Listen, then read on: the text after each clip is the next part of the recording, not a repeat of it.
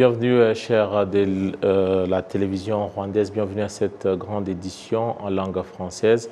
À la présentation, je suis Edis Abiti. Tout de suite, voici les titres de notre édition.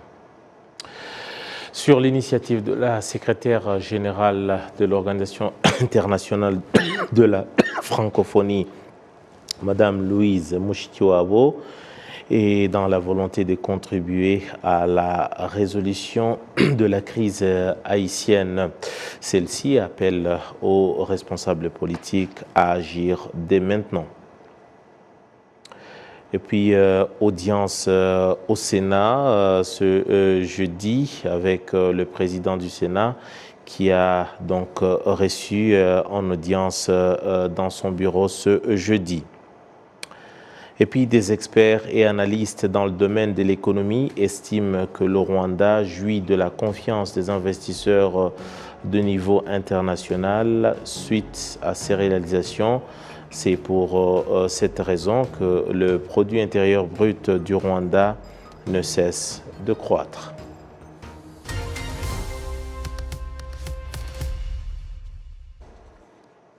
Encore une fois de plus, bienvenue dans cette édition. Je vous le disais en titre que sur l'initiative de la secrétaire générale de l'Organisation internationale de la francophonie, l'OIF, Madame Louise Mushikiwabo, et dans la volonté de contribuer à la résolution de la crise haïtienne, l'OIF a réuni ce matin à Paris le comité ad hoc consultatif restreint sur la situation en Haïti, une situation qui requiert une attention particulière de la part des responsables politiques.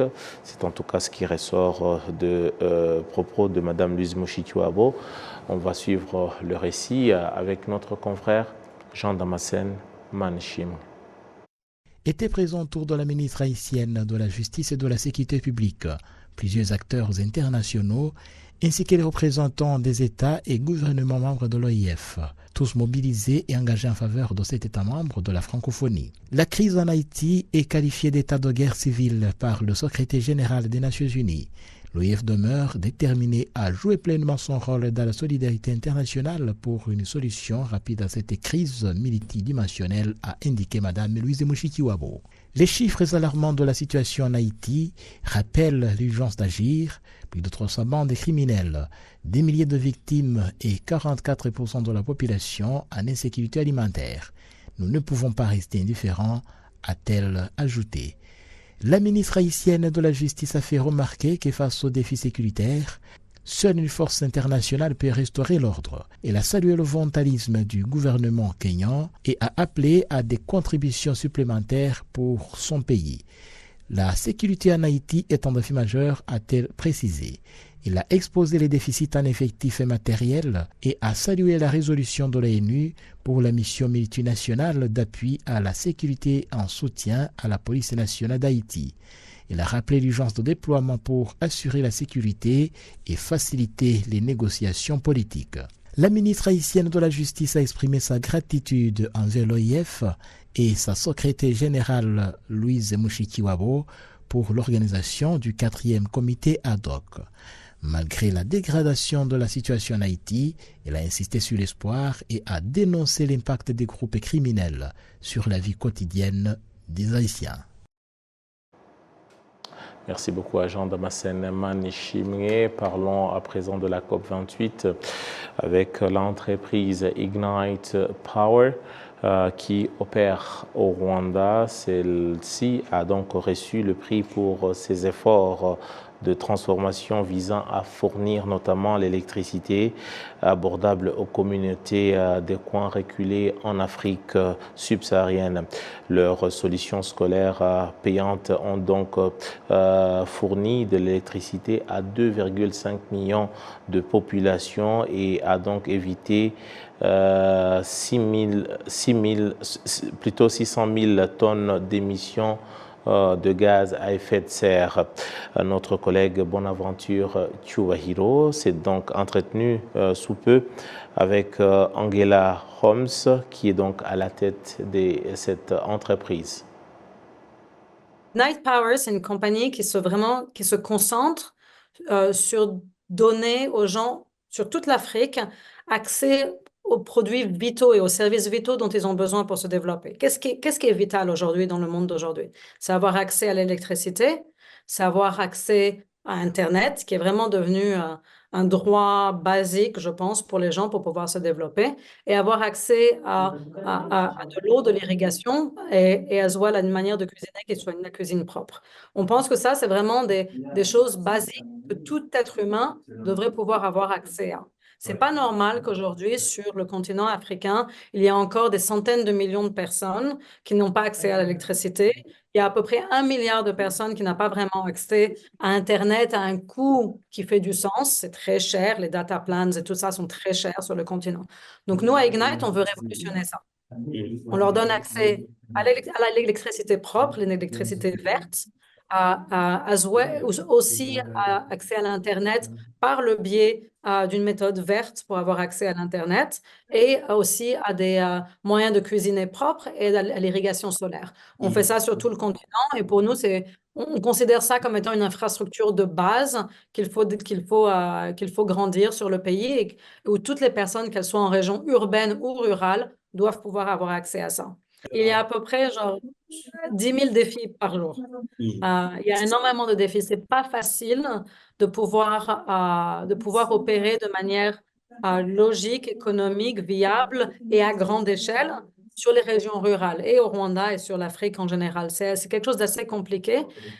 Et si c'était pas compliqué, on aurait déjà résolu tout le problème et il n'y aurait pas de pauvreté au niveau de l'énergie, il n'y aurait pas de pauvreté au niveau de l'Internet. Donc, ça prouve vraiment que c'est un problème complexe. La complexité vient surtout du fait d'opérer dans ce qu'on appelle le dernier kilomètre, de vraiment d'opérer dans des régions où c'est difficile d'avoir accès parce qu'il n'y a aucune infrastructure, il n'y a pas de route, il n'y a pas d'adresse, les gens n'ont pas de compte en banque. Il y a plein de complexité qui vient de ça. Et donc, nous, au cours des plusieurs années sur lesquelles on a opéré, on est devenus des spécialistes sur ce genre d'opération. On est des spécialistes pour savoir comment gérer la complexité du dernier kilomètre et des régions rurales et des communautés dans les régions rurales. Je suis président du club français au Rwanda qui fait office de chambre de commerce nous sommes réunis à plus de 30 entreprises françaises au Rwanda. Le but de ce club, c'est de promouvoir les investissements au Rwanda et donner aux investisseurs qui viennent de nouveau un environnement propice pour investir au Rwanda. Et aujourd'hui, on peut compter, donc, comme je l'ai dit, plus de 30 qui sont dans des secteurs divers, hospitaliers, domaine médical, domaine de la publicité et consorts, comme Canal+ et Accor qui sont dans l'hôtellerie. Parce que là, on a plusieurs compagnies de construction, mais je pense que c'était 3 ou 4 qui sont dans le domaine de l'immobilier. Il y a Imara qui vient d'inaugurer ce projet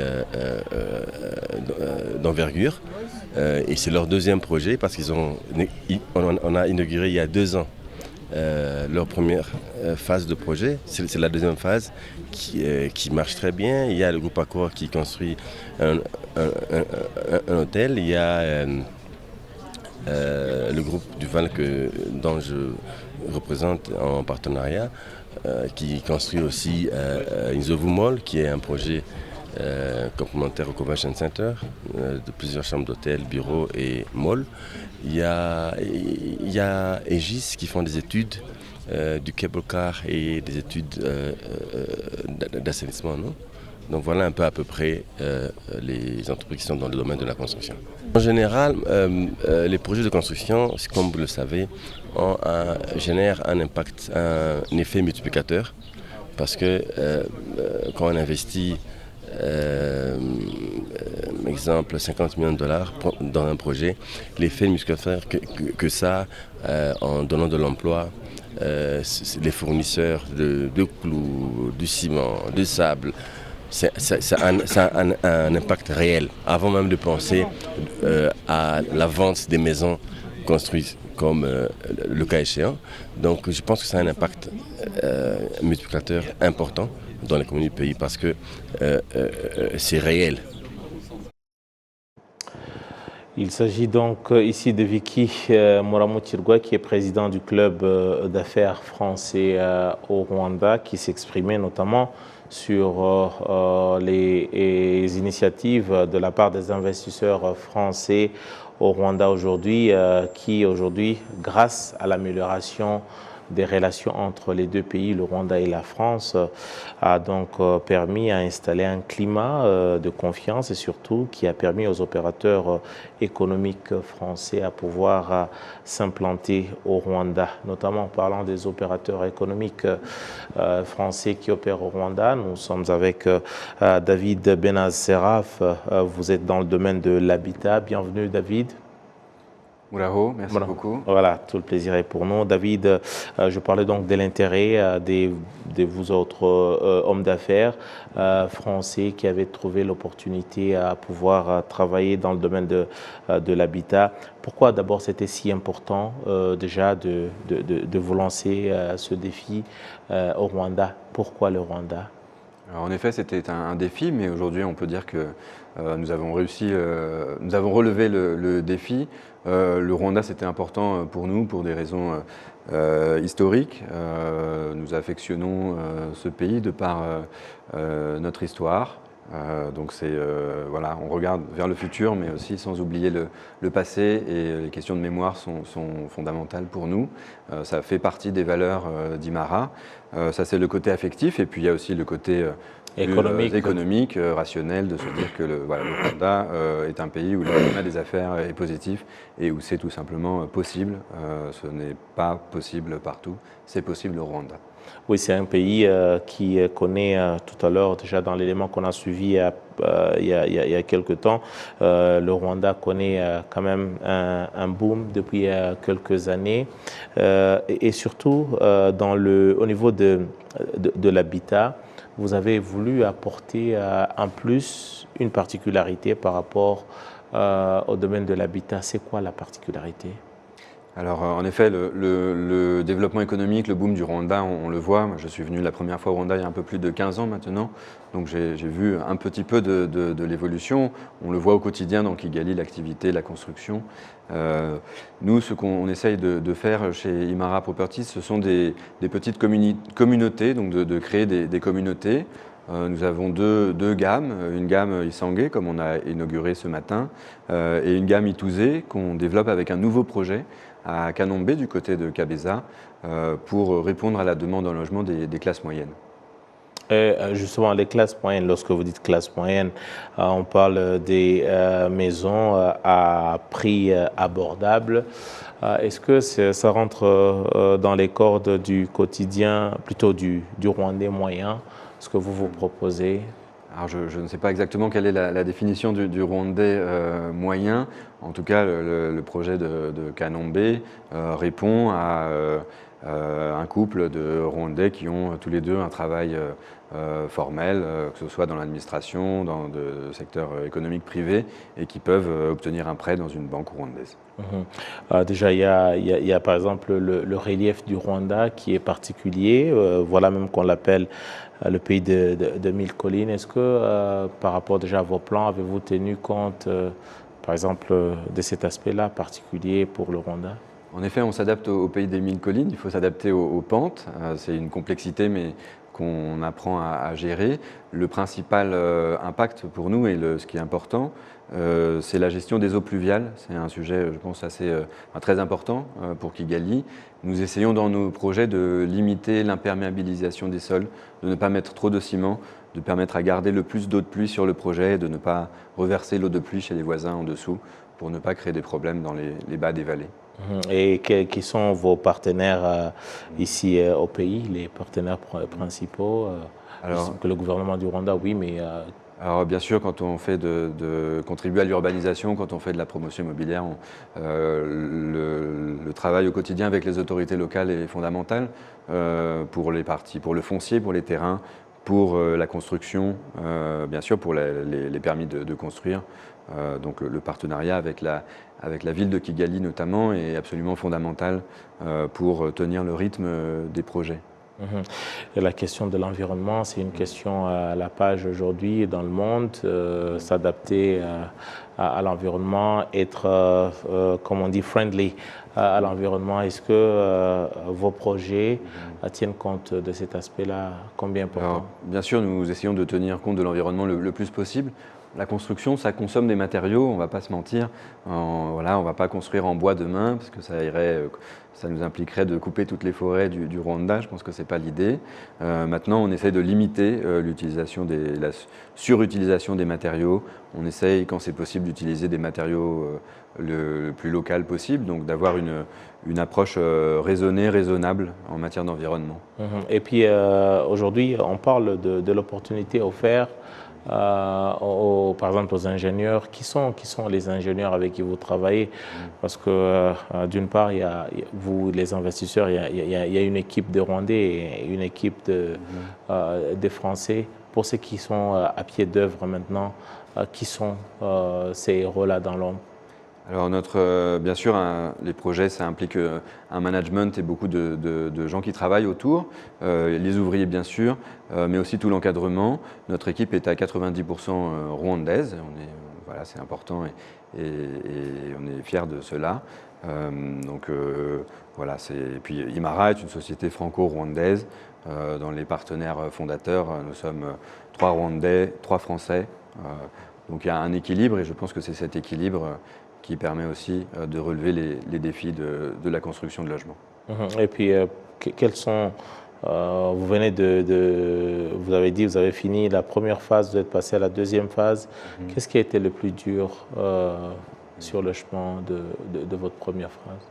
Des difficultés, il y en a au quotidien, bien sûr. Parlons-en. Des challenges. Ouais. Bien sûr, on aimerait toujours que les choses aillent plus vite avec l'administration, par exemple.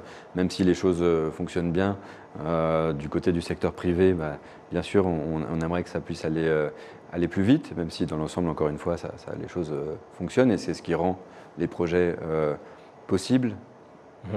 Vous avez dit que vous avez commencé avec Rebero, c'est ça? Et puis la suite, c'est Kabeza à Kanombe. C'est quoi la différence entre les deux projets? Vous restez sur la même lancée? Alors à Rebero, on parle de Rebero de plus en plus comme le nouveau Nyarutarama. Donc c'est vrai que les prix ont beaucoup augmenté à Rebero. Donc on est à Rebero sur des biens immobiliers qui sont à un prix qui correspond au Rebero d'aujourd'hui. Kabeza, Kanombe, là on est sur des prix qui sont plus bas, on a aussi des parcelles vides pour la construction et c'est ce qui, voilà, le projet de Kanombe s'adresse, comme je le disais, plus aux classes moyennes, donc c'est des produits qui sont différents avec des prix différents et des qualités aussi qui est bien entendu adaptée à chaque prix. Adapté, oui. Je vais poser la question de savoir qu'est-ce qui dicte déjà le choix des quartiers, le choix des endroits, des sites. Qu'est-ce qui dicte ça? En fait, ce n'est pas nous qui décidons de nos projets, c'est les terrains qui décident pour nous. C'est avant tout voilà, quel est le terrain possible et qu'est-ce qu'on peut faire sur un terrain donné. Bien sûr, on a une vision, une stratégie et après on doit s'adapter à chaque terrain. Certains propriétaires parfois peuvent s'imaginer qu'un terrain vaut un certain montant. Donc nous cherchons à toujours avoir des terrains qui soient dans les prix du marché parce que nous ne sommes pas l'acheteur final d'un terrain. Au final, ce sont les acheteurs de maisons ou d'appartements qui vont payer le terrain. Donc on doit avoir des prix adaptés. Et puis, vos maisons, c'est mis à la disposition du public. C'est par rapport, déjà, votre objectif, c'est la vente ou c'est la location? Alors nous construisons pour vendre. Donc c'est des produits à la vente qui sont vendus essentiellement sur plan, avant et pendant la construction. Après, les propriétaires soit habitent les projets, soit les mettent en location. Ce qu'on voit sur les premiers projets, c'est qu'on a à peu près moitié-moitié de propriétaires occupants donc qui habitent la maison qu'ils ont achetée et une autre moitié qui a mis en location. La phase 1, par exemple, à Rebero, elle est habitée à 100% avec soit des locations, soit des propriétaires. Et puis pour terminer, Kigali, c'est l'objectif principal. Est-ce qu'on peut imaginer par exemple qu'un tel projet puisse être implanté en dehors de Kigali, par exemple dans les villes auxiliaires par rapport à la ville de Kigali? Alors, bien sûr, Kigali reste le centre économique du Rwanda. Pour l'instant, nous sommes à Kigali. Après, à un moment donné, en effet, il faut aussi contribuer au développement des villes secondaires et y faire des projets qui soient adaptés. Voilà. En tout cas, merci beaucoup d'être passé dans le studio. Je rappelle que vous êtes David Benazeraf, président directeur général de Imara Properties. Merci beaucoup d'être passé. Merci beaucoup. Voilà. Poursuivons l'actualité avec notamment les experts et analystes dans le domaine de l'économie qui estiment que le Rwanda jouit de la confiance au niveau international et c'est de la part des investisseurs, c'est même grâce à cette confiance que le Rwanda ne cesse d'apporter des réalisations à son économie et aujourd'hui la raison de cette ascension est liée également à son produit intérieur brut qui ne cesse de croître depuis quelques années maintenant. Les détails ici, c'est avec Kassim Youssouf. Parmi les réalisations que le Rwanda a atteintes, l'on trouve notamment la bonne gestion du secteur économique par rapport à d'autres pays où l'accès au crédit bancaire et aux devises est une affaire pénible. ariko muri rusange iyo urebye uburyo u Rwanda rugerageza kwinjira ku isoko mpuzamahanga. Si l'on considère de manière générale comment le Rwanda essaye d'entrer au marché international par la diplomatie, le constat est que nous avons beaucoup progressé. On peut affirmer ici que le président de la République y joue un très grand rôle. C'est un leader qui a su consolider la dignité qui fait partout à travers le monde où il va que les portes lui soient ouvertes parce qu'on le voit comme un dirigeant visionnaire. Il est accueilli par des hautes autorités des pays, ce qui fait que le Rwanda noue des bonnes relations et signe avec ces pays des accords relatifs au commerce fondés sur la coopération mise en place. Urabibona muri iyi minsi nko mu bihugu by'Abarabu rwose hari byinshi imbere utatekerezaga yuko tuzagira n'ubucuruzi ariko ubu ngubu umubano umaze gukomera. Différentes entreprises de technologie moderne ont décidé que le Rwanda abrite leur siège. Il s'agit notamment de Timbuktu où le président de la République, Paul Kagame, s'est engagé à y investir à hauteur de 3 millions de dollars américains. C'est en effet la technologie dans l'octroi de services qui va permettre au secteur privé de s'associer aux investisseurs internationaux qui viennent investir dans le pays. Ce qui est évident au Rwanda, compte tenu de notre superficie, c'est qu'il y a là où nous ne pouvons pas exercer la compétitivité ou nous développer comme nous le souhaitons, notamment dans l'agriculture, en ce qui concerne la logistique, surtout que nous sommes enclavés. Ce qui nous reste, c'est donc les services. Les entreprises de technologie et de finances nous aident donc lorsque nous avons des projets. Nous remercions son Excellence, le président de la République, qui a pris les devants pour investir dans le fonds africain pour 3 millions de dollars. Avec notre superficie, c'est évident que notre leadership le veut et qu'il est prêt. Ce qui est possible et évident, c'est que nous pouvons transformer le pays en nous servant beaucoup de la technologie, mais nous devons y déployer davantage d'efforts. Le rapport des Nations Unies 2024 sur la situation économique mondiale et perspectives a placé le Rwanda à la 3e position en Afrique parmi les pays qui vont réaliser une croissance de la production intérieure brute supérieure à 7% et à la première place en Afrique de l'Est. Alors que le taux de croissance de l'économie mondiale se situe à 2,4% et celui du Rwanda à 7%, l'économiste Straton Habyarimana trouve qu'il y a là la confiance qui repose aux réalisations acquises. Il y a de l'inquiétude que l'économie mondiale en général ne sera pas au beau fixe cette année, mais le fait que nous serons parmi les pays qui auront une bonne croissance c'est la confiance qu'on place en nous. Cette confiance résulte du fait qu'il y a eu la mise en place des lois, des instructions et d'autres facteurs qui leur apportent des facilités de venir opérer au Rwanda dans la quiétude, tant dans le secteur financier qu'économique, industriel et des entreprises internationales. Et on voit qu'elles viennent au Rwanda parce que tout a été perfectionné et se portait bien. Le rapport des Nations Unies 2024 sur la situation économique mondiale et perspectives s'est focalisé notamment sur le fait des banques centrales à préserver la valeur monétaire, l'attention portée sur la fluctuation des prix, la consolidation de l'économie verte et la technologie dans le fonctionnement du secteur économique. Devant le Rwanda, l'on trouve le Sénégal qui enregistrera une croissance de 9,2% et la Libye 7,6%. Merci à Kassim Youssef. Audience ce jeudi au Parlement où le docteur Kalinda Xavier a reçu en audience l'ambassadeur américain au Rwanda avec ce diplomate américain. Les deux hommes ont échangé notamment sur la volonté de deux pays, le Rwanda et les États-Unis d'Amérique, de renforcer leur coopération, notamment dans les projets de développement que les deux pays ont en commun. Les détails, ici.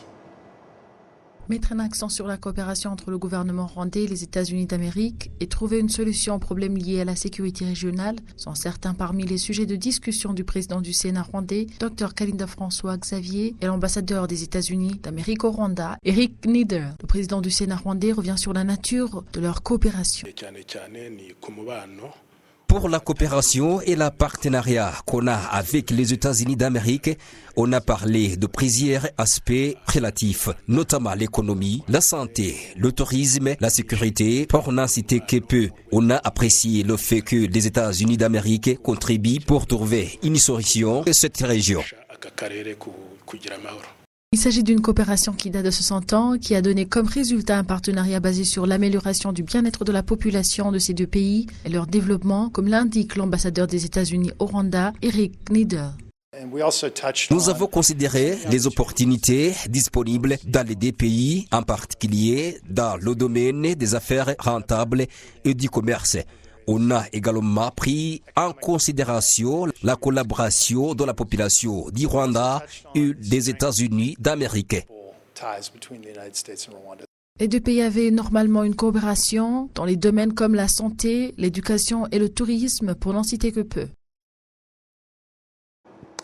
C'est donc par cet élément que nous mettons un point final à notre édition. Mais avant de vous quitter, je vous rappelle l'essentiel de ce journal, avec notamment sur initiative de la secrétaire générale de l'Organisation internationale de la francophonie, Madame Louise Mushikiwabo, et dans la volonté de contribuer à la résolution de la crise haïtienne, le comité ad hoc consultatif restreint s'est réuni ce jeudi à Paris pour faire le point sur la situation et surtout pour en appeler à la volonté politique de prendre ses responsabilités. Et puis, audience ce jeudi au Parlement avec le président du Sénat qui a reçu le diplomate américain, l'ambassadeur des États-Unis d'Amérique au Rwanda. Les deux ont discuté des sujets de coopération, de partenariat, de développement que les deux pays ont en commun.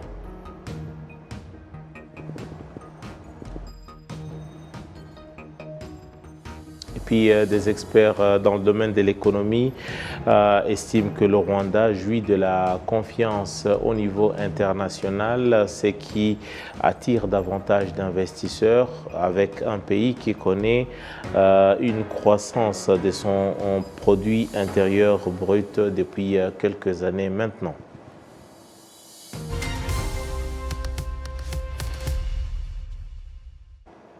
Merci à toutes et à tous de nous avoir suivis. Merci à toutes les équipes au niveau de la régie qui nous ont permis de vous attendre chez vous. En mon nom propre, je vous dis grand merci. J'aurai tout le plaisir de vous retrouver très prochainement pour une nouvelle édition. Mais en attendant, restez bien fidèles au programme de la télévision rwandaise. Au revoir.